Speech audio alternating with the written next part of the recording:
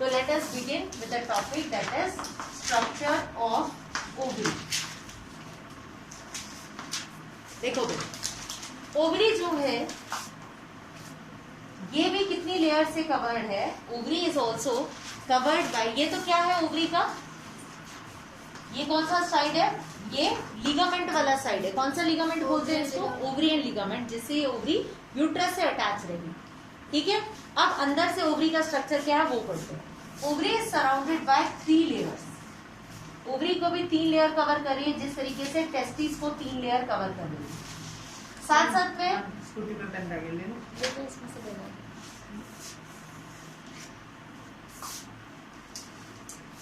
जिस तरीके से टेस्टिस में 3 लेयर्स थी, इसी तरीके से ओवरी में भी कितनी लेयर्स है? 3 लेयर्स है। टेस्टिस की 3 लेयर्स कौन सी थी? साथ साथ रिकॉल कर लो। पहली लेयर का नाम क्या था? Tunica vaginalis, then albuginea, then vasculosa. यहाँ पर भी 3 लेयर है। यहाँ पर जो पहली लेयर है उस पहली लेयर का नाम है पेराइटल पेरिटोनियम। पेराइटल पेरिटोनियम, हाँ अच्छा है ना, पुराना पेरिटोनियम। दूसरी लेयर है जर्मिनल एपिथेलियम, यानी यहाँ है इसके जर्म सेल्स। टेस्टिस में जर्म सेल कहाँ थे? सेमिनिफेरस ट्यूब्यूल के अंदर थे। यहाँ पे इस पूरी लेयर में है, तो this is germinal epithelium. Third layer वो वही है जैसे मेल्स के अंदर थी, दैट इज ट्यूनिका एल्ब्यूजिनिया। कौन सी लेयर है? Tunica albuginea. 3 लेयर हो गई, parietal peritoneum, germinal epithelium, tunica albuginea. समझ गए? अब इसके अंदर बात करते हैं। एक चीज है जो आपको समझनी है, साथ साथ समझनी है। मैं यहाँ 2 टॉपिक चलाऊंगी, 2 नहीं, मैं यहाँ 3 टॉपिक एक साथ चलाने वाली हूँ। ध्यान से समझना, आज की क्लास बहुत इंपॉर्टेंट है। देखो भाई, हम यहाँ टॉपिक स्टार्ट कर रहे हैं साथ में oogenesis। टॉपिक है oogenesis। oogenesis क्या होता है? जिस तरीके से स्पर्मेटोजेनेसिस था, फॉर्मेशन ऑफ स्पर्म, यहाँ क्या है? oogenesis, that is formation of ovum. सुनो, oogenesis जिस तरीके से स्पर्मेटोजेनेसिस था, फॉर्मेशन ऑफ स्पर्म, इसी तरह oogenesis क्या है? Formation of ovum. बच्चों सेम प्रोसेस पढ़ना है। सबसे पहले कौन सा सेल कहते थे वहां? Germ cell. तो यहाँ भी कौन सा सेल है? Germ cell. प्लॉइडी क्या होती है जर्म सेल की? 2n। वहां पे जर्म सेल कहाँ थे? वहां जर्म सेल सेमिनिफेरस ट्यूब्यूल में थे, सर्टोली सेल के साइड में थे। यहाँ पर जर्म सेल कहाँ है? ये पूरी जो जर्मिनल एपिथेलियम है वो जर्म सेल ही है सारी। ये सेकंड लेयर जर्मिनल एपिथेलियम बताई थी, यानी यहाँ पे क्यूब शेप के सेल है और सारे क्यूब शेप के सेल नहीं काम करने वाले, कुछ सेल्स काम करेंगे, राइट? अब जर्म सेल डिवाइड करेगा। मैं आपको टेस्ट का टॉपिक ही रिवाइज करवा रही हूँ। बताओ जर्म सेल में कौन सा डिवीजन हुआ था? Mitotic. Meiotic is meiosis. Mitosis division करेगा। माइटोसिस डिवीजन करके उसने क्या बनाए थे? 2 सेल्स। ये भी 2 सेल्स बनाएगा। ये नंबर में इंक्रीज कर रहा है, राइट? इसी तरीके से फिर से क्या करेगा? माइटोसिस। फिर से माइटोसिस करेगा। माइटोसिस करके कितने सेल बना लेगा? 4 सेल्स बना लेगा। इन 4 सेल्स को अब क्या नाम देंगे? वहां पे क्या नाम दिया था उनको? देखो क्या नाम दिया था? स्पर्मेटोगोनिया। तूने तो बोला, बाकी तो गलत करे थे। स्पर्मेटोगोनिया। ऐसे ही यहाँ पर क्या नाम होगा? oogonia, या इसी को क्या कहेंगे? oogonia। oogonia या oogonia। यहाँ से यहाँ तक के इस पूरे स्टेज को क्या कहेंगे? यहाँ क्या हो रहा है? ग्रोथ कहाँ हो रही है? मल्टीप्लाई हो रहा है नंबर, इसलिए मल्टीप्लिकेटिव फेज बोलेंगे। Multiplicative phase, this is multiplicative phase, right? अब इनमें से कोई oogonia डिसाइड कर लेगा कि मुझे ओवम बनाना है। अब ये oogonia कौन सा डिवीजन क्या करेगा? अब ये ग्रोथ करेगा। ग्रोथ करके ये क्या बनाएगा? वहां क्या बनाया था ग्रोथ करके? Primary spermatocyte. आपको पीछे का टॉपिक ही नहीं याद। ग्रोथ करके क्या बनाया था? Primary spermatocyte.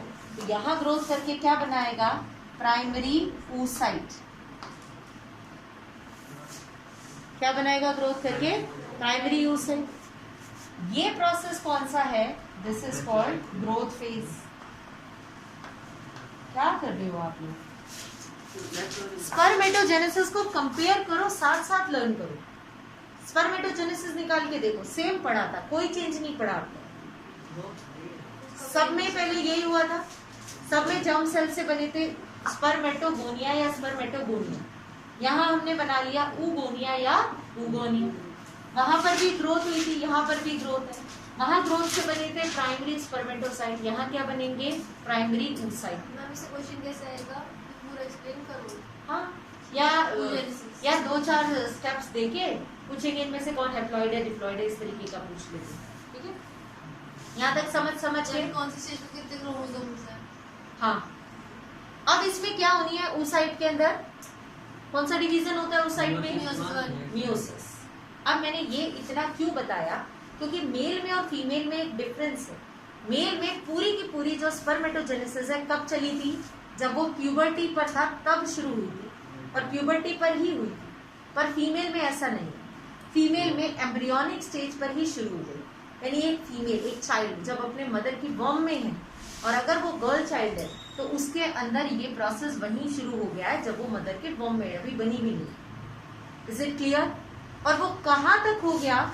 वो यहाँ प्राइमरी oocyte भी बन गया। प्राइमरी oocyte के बाद कौन सी डिवीजन होनी थी? यहाँ होनी थी मियोसिस 1। कौन सी डिवीजन होनी थी? मियोसिस 1। तो मियोसिस 1 की अलग अलग स्टेजेस होगी, प्रोफेज, मेटाफेज, एनाफेज, टीलोफेज।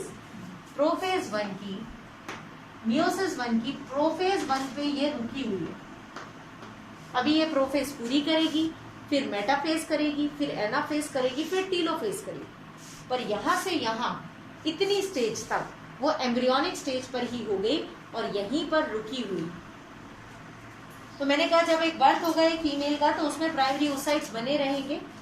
इसके आगे क्या होगा? इसके आगे मियोसिस होके जो सेकेंडरी oocyte बनेगा, उस दोनों के बीच में एक बड़ा लंबा चौड़ा गैप है। उस गैप में क्या क्या होगा वो हम ओवरी के अंदर पढ़ेंगे। ठीक है, मतलब मैं कहना चाह रही हूँ जब एक फीमेल का बर्थ होगा तो उसके अंदर बहुत सारे प्राइमरी oocyte पड़े हुए, बहुत सारे प्राइमरी oocyte पड़े हुए। ठीक है, कब? बर्थ के टाइम पर। और जब वो बर्थ से लेके अपनी प्यूबर्टी एज पर पहुंचेगी एक फीमेल, तब तक बहुत सारे ये अपने आप खत्म हो जाएंगे। सिर्फ 60,000 से 80,000 रह जाएंगे दोनों ओवरी में।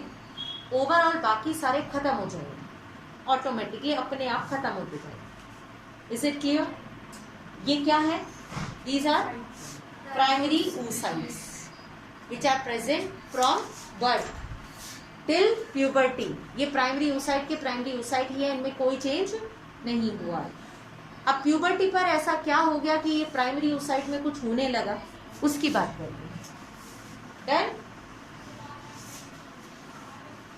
अब देखिए, अब हम बात करते हैं प्यूबर्टी पर। जैसे एक फीमेल प्यूबर्टी पर पहुंचेगी, हार्मोनल चेंजेस शुरू होंगे। क्या चेंजेस होंगे बताइए जरा। हाइपोथैलेमस एक हार्मोन बनाएगा, कौन सा हार्मोन? GnRH, यानी गोनेडोट्रोपिन रिलीजिंग हार्मोन, जो किसको एक्टिवेट कर देगा? पिट्यूटरी ग्लैंड एक्टिवेट हो जाएगा। और जैसे ही पिट्यूटरी ग्लैंड एक्टिवेट होगा, पिट्यूटरी ग्लैंड 2 हार्मोन बनाएगा। कौन कौन से? एक बनाएगा FSH और एक बनाएगा LH। क्योंकि प्यूबर्टी पर जाकर ऐसा हो गया, क्योंकि ये दोनों हार्मोन बन गए। इनको क्या कहा था मैंने दोनों हार्मोन्स को? दोनों हार्मोन को क्या कहा था? Gonadotropins. Now these will act on the ovary. Ovary पर एक्ट करेंगे। मेल में किस पर एक्ट कर रहे थे? टेस्टिस पे। तो मेल का स्पर्मेटोजेनेसिस टॉपिक रिवाइज करा दिया मैंने, हार्मोनल रेगुलेशन रिवाइज करा दिया। ठीक है, अब फीमेल में ओवरी में कौन क्या करेगा ये याद करना है। मेल में भी स्पेसिफिक था, LH लेडिक सेल पे काम करता था, FSH सर्टोली सेल पे काम करता था। यहाँ कौन किस पे काम करेगा और क्या करवाएगा वो अब हम पढ़ेंगे ओवरी के डायग्राम के अंदर। Is it clear? तो अब ऐसे ही टुकड़े टुकड़ों में जो जो कराती जा रही।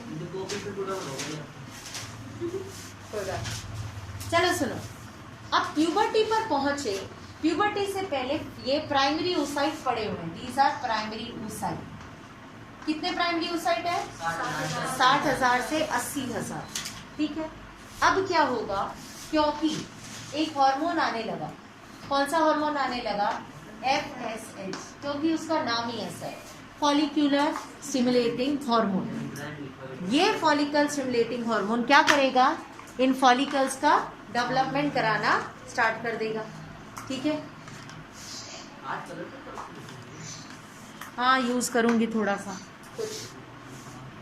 हाँ तो देखो क्या होगा, अब इसमें चेंजेस आएंगे। ये है आपका primary oocyte। In primary oocyte के बाहर कुछ सेल्स बनने स्टार्ट हो जाएंगे, कुछ सेल्स आ जाएंगे इसके बाहर। किस हार्मोन की वजह से आए? FSH की वजह से। ये सेल कौन से है? इनका नाम है ग्रेन्युलोसा सेल। Granulosa cell. ठीक है, ये डायग्राम, ये जो स्ट्रक्चर अभी बन गया, इसको कहते हैं प्राइमरी oocyte। क्या कहेंगे इसे? सॉरी, प्राइमरी oocyte तो पहले ही था, primary follicle. We will call it primary follicle.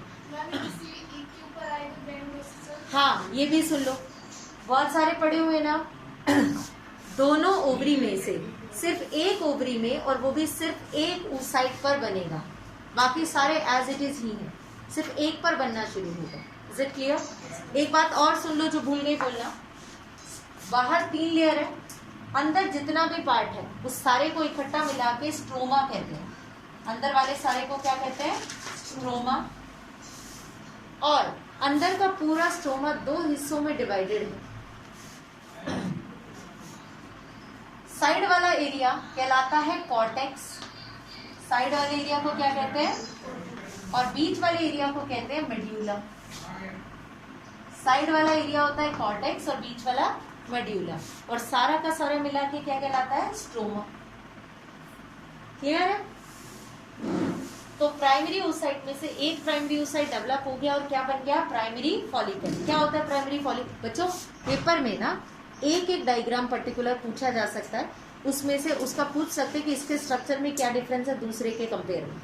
तो प्राइमरी फॉलिकल वो होते हैं जिनके बाहर एक सिंगल लेयर है ग्रेन्युलोसा सेल्स की। अब ये थोड़ा और डेवलप करेगा तो इसके बाहर जरा ग्रेन्युलोसा सेल्स की और लेयर आनी शुरू हो जाएगी। एक लेयर तो है, 2 भी आ सकती है, 3 भी आ सकती है, जितनी भी लेयर्स है वो आनी शुरू हो जाएंगी, एंड सो ऑन। इसको क्या बोलेंगे इस time? We will call it secondary follicle. इसको बोलेंगे सेकेंडरी फॉलिकल। ठीक है, मेरी ओवरी थोड़ी छोटी पड़ रही है, हमारी तो फिर खत्म हो जाएगी। ये देखो, देखो मेरे पास तो स्कोप है ना, तो मैं तो फायदा उठाऊं। डायग्राम बनना कर सकते हो, बॉल बनाने में तीसरी बार बनाना पड़ेगा। चलिए आगे देखिए, बन गया ये सेकेंडरी फॉलिकल। अब सेकेंडरी फॉलिकल के बाद अब इसमें थोड़ा और डेवलपमेंट होगा। अब इसमें एक स्पेशल एरिया आ जाएगा। ये था, इसके बाहर ये सेल्स है, इनके बाहर एक कैविटी आ जाएगी, एक ऐसा एरिया आ जाएगा जिसमें लिक्विड भरा रहेगा, एक लिक्विड फिल्ड एरिया आएगा, कुछ इस तरीके से कवर होगा।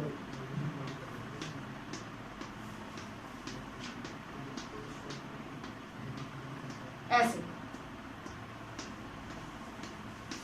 तो इसके बाहर भी लेयर है और उस स्पेस के बाद भी लेयर है, और इसमें एक लिक्विड भरा हुआ है इस एरिया में। ठीक है, इस स्ट्रक्चर को क्या बोलते हैं? इस स्ट्रक्चर को बोलते हैं टर्शियरी फॉलिकल। Tertiary follicle. और ये जो फ्लूइड फिल्ड कैविटी है इसका नाम है एंट्रम। ये बहुत इंपॉर्टेंट है, पढ़ाया था। इस फ्लूइड फिल्ड कैविटी को क्या कहते हैं? एंट्रम। ठीक है, सो इन सबके स्ट्रक्चर में फर्क समझ में आ रहा है। प्राइमरी फॉलिकल में सिंगल ग्रेन्युलोसा सेल की लेयर है, सेकेंडरी फॉलिकल में 2 या 3 लेयर है, टर्शियरी फॉलिकल में एक फ्लूइड फिल्ड कैविटी आ गई जिसका नाम है एंट्रम। क्लियर? इसके आगे देखो क्या चेंज होने वाला है। अब बच्चों अंदर ही अंदर ना इसमें मियोसिस हो रही है पूरी। हम कहाँ तक पढ़ चुके थे? oogenesis, कि ये क्या बन चुका है, प्राइमरी oocyte। अब अंदर ही अंदर इसमें मियोसिस हो रही है। कौन सी मियोसिस, मियोसिस 1। उसी टॉपिक के आगे देखो कंटिन्यू, अब इसमें हो रही है मियोसिस 1। तुम ना सारे मेरी सुन लो, तुम बनाने के चक्कर में सुन कम रहे हो, बाद में बना दे। प्राइमरी oocyte, प्राइमरी oocyte में क्या हो रही है, मियोसिस 1 हो रही, ठीक है, भूल गई, मियोसिस 1 हो रही है। अब मियोसिस 1 जो होगी ना स्पर्मेटोजेनेसिस से अलग है। कैसे, स्पर्मेटोजेनेसिस में मियोसिस होती थी तो 2 इक्वल सेल बन जाते थे, यहाँ पर अनइक्वल बनेंगे, एक छोटा और एक बड़ा, ठीक। बना मियोसिस से है, दोनों की प्लॉइडी NN ही है, पर दोनों के स्ट्रक्चर में फर्क है। ये जो बड़े वाला है उसको कहते हैं सेकेंडरी oocyte, क्या कहते हैं उसे, सेकेंडरी oocyte। और जो छोटा वाला है इसको कहते हैं पोलर बॉडी, पोलर बॉडी। बच्चों पोलर बॉडी किसी काम की नहीं है, पोलर बॉडी अपने आप डीजेनरेट हो जाएगी। क्या हो जाएगी, पोलर बॉडी डीजेनरेट। अब ये देखो प्राइमरी oocyte से सेकेंडरी oocyte के बीच ये सारी स्टेजेस है जो तुमने पढ़ी, राइट। ये सारी स्टेजेस ये क्या थे, प्राइमरी oocyte। और अब जाके अब इसके अंदर सेकेंड मियोसिस, ये मियोसिस 1 पूरी हो जाएगी and now it will convert into, now this is converted into secondary oocyte। क्या बन चुका है अब, ये सेकेंडरी oocyte बन चुका है। इसके अंदर भी वही हाल है, ये वही स्ट्रक्चर है, इसी तरीके से फ्लूइड फिल्ड कैविटी भी है, सब कुछ वैसा ही है।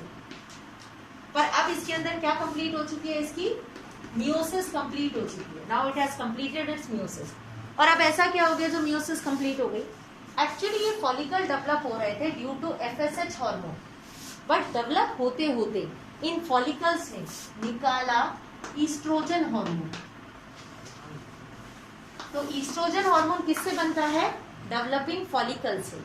जिस तरीके से टेस्टोस्टेरोन आप बहुत पर्टिकुलर बताते कि कौन बनाता है, लेडिक सेल, इसी तरह आपको पता होना चाहिए ईस्ट्रोजन कौन बनाता है, डेवलपिंग फॉलिकल्स बनाते हैं estrogen hormone. Is it clear.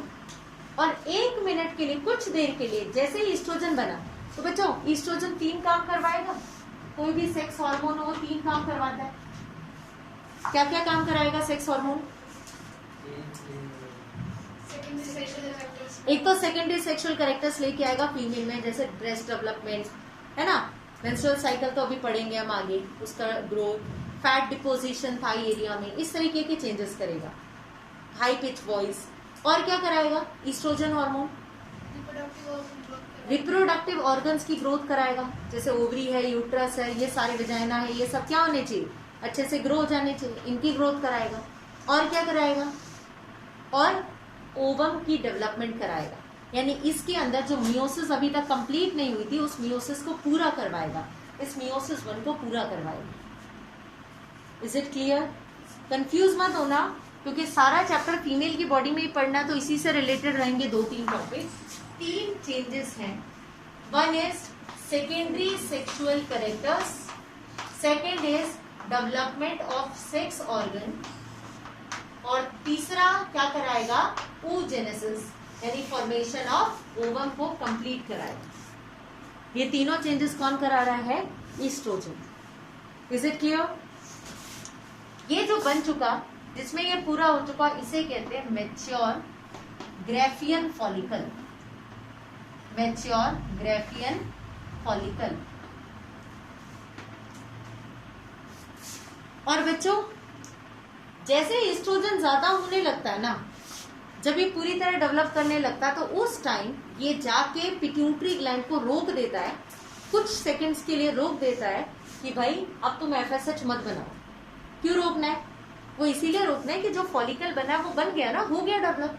अगर ऐसे ही FSH और ज्यादा आता रहा तो फॉलिकल की डेवलपमेंट एक्स्ट्रा होने लग जाएगी, जो चाहिए नहीं। Are you getting. अब क्या होगा, अब बच्चों अगला हार्मोन आएगा।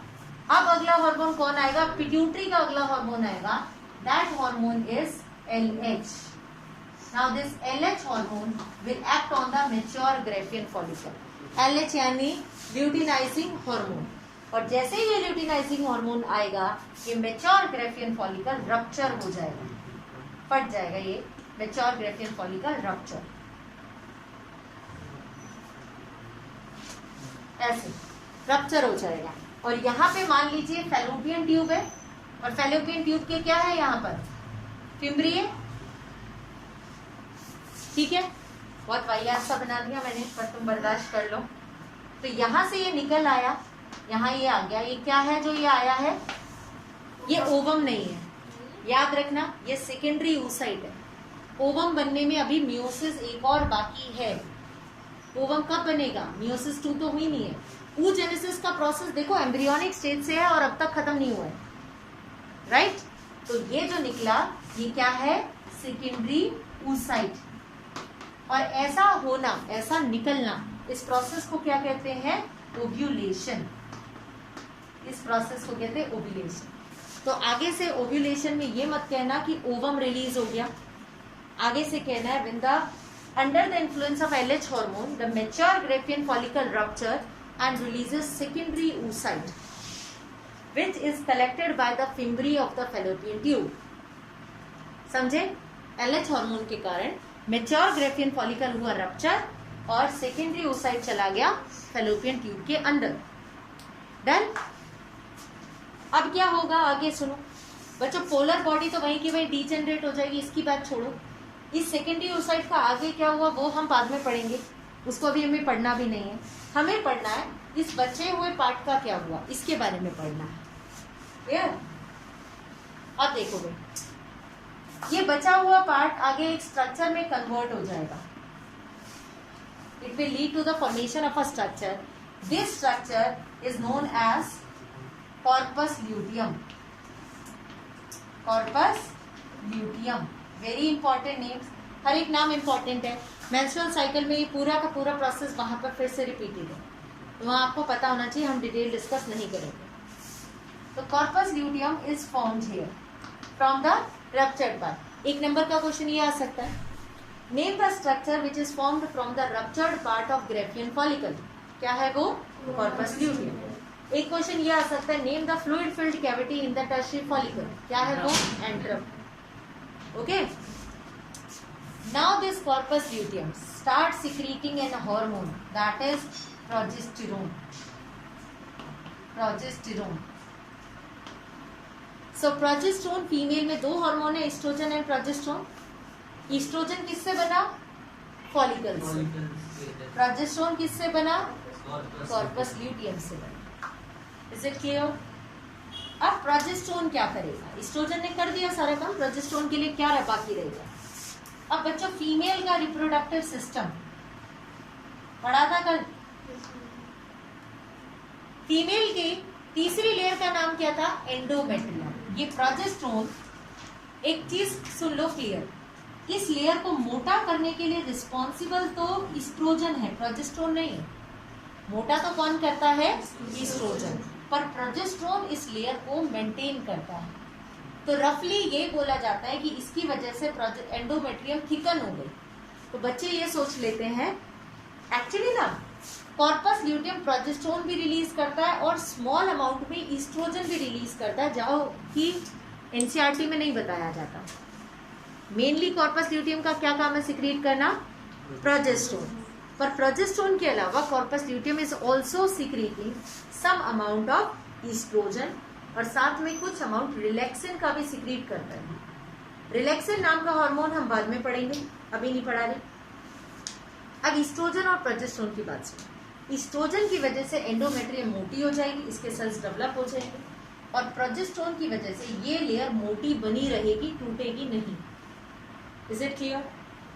ये सब जो हो रहा है, ये सब इसीलिए हो रहा है क्योंकि एक तरीके से सेकेंडरी oocyte यानी कभी ना कभी ओवम है, ओवम बनेगा, और ओवम बनेगा तो पर्पस क्या है, फर्टिलाइजेशन, कि भाई स्पर्म आया हो, ओवम है, फ्यूजन हो जाए, चाइल्ड बन जाए। पर्पस क्या है यहाँ पर, पर्पस क्या है, फर्टिलाइजेशन, चाइल्ड डेवलपमेंट। और अगर चाइल्ड डेवलप हुआ तो चाइल्ड कहाँ डेवलप होगा, इनसाइड दिस यूट्रस। तो एंडोमेट्रियम तो मोटी होनी चाहिए ना, क्योंकि एंडोमेट्रियम मोटी होगी तभी तो चाइल्ड को होल्ड कर सकती है। Is it clear? तो प्रोजेस्टेरोन, कॉर्पस ल्यूटियम ने प्रोजेस्टेरोन बनाया, प्रोजेस्टेरोन ने एंडोमेट्रियम को थिकन करना मेंटेन किया। और क्यों कर रही है? चाइल्ड को कैरी करने के लिए। बट ऑब्वियस सी बात है, एक फीमेल की लाइफ में ये वाली चीज मेंटेन कितना टाइम करनी है? एक बार या 2 बार या 3 बार, है ना? हर बार तो नहीं मेंटेन करनी है। तो ऑब्वियस सी बात है, हमें इसकी जरूरत नहीं है। कुछ टाइम के लिए प्रोजेस्टेरोन हाई होगा, उसके बाद धीरे धीरे कॉर्पस ल्यूटियम को पता चलेगा कि भाई ओवम की तो लाइफ ही खत्म हो गई। ओवम की लाइफ से सिर्फ 1 दिन की, ओवम की लाइफ खत्म, अब फर्टिलाइजेशन के कोई चांस नहीं है। तो मैं यहाँ क्यों रहूं? इसीलिए ये डीजेनरेट होना स्टार्ट कर दिया। बात समझ में आई? क्या कहा मैंने? रप्चर हुआ, सेकेंडरी oocyte निकला, सेकेंडरी oocyte निकला, रप्चर्ड पार्ट से कॉर्पस ल्यूटियम बना, कॉर्पस ल्यूटियम ने प्रोजेस्टेरोन बनाया, प्रोजेस्टेरोन ने इस लेयर की थिकनिंग को मेंटेन किया। पर क्योंकि अब फर्टिलाइजेशन पॉसिबल ही नहीं है, क्योंकि ओवम की लाइफ खत्म हो चुकी है, उसकी लाइफ से 24 घंटे की, अब लाइफ खत्म, तो अब इसका करेंगे क्या? इसको मोटा रख के क्या करेंगे? प्रोजेस्टेरोन का क्या करेंगे? तो कॉर्पस ल्यूटियम का क्या करेंगे? Corpus luteum will start getting degenerate, और कॉर्पस ल्यूटियम के डीजेनरेटेड स्ट्रक्चर को बोलते हैं, इस स्ट्रक्चर को बोलते हैं corpus albicans. Corpus luteum degenerate हो गया तो उस स्ट्रक्चर को क्या बोलते हैं? Corpus albicans. समझ गए? तो धीरे धीरे कॉर्पस ल्यूटियम खत्म तो प्रोजेस्टेरोन भी खत्म, और प्रोजेस्टेरोन खत्म तो यूट्रस की लेयर भी टूट जाएगी और रिलीज हो जाएगी in the form of blood, जिसे मेंस्ट्रुएशन कहते हैं। राइट? मेंस्ट्रुएशन टॉपिक सिर्फ इंट्रोड्यूस किया, मेंस्ट्रुएशन टॉपिक डिटेल में तो हम बाद में पढ़ेंगे।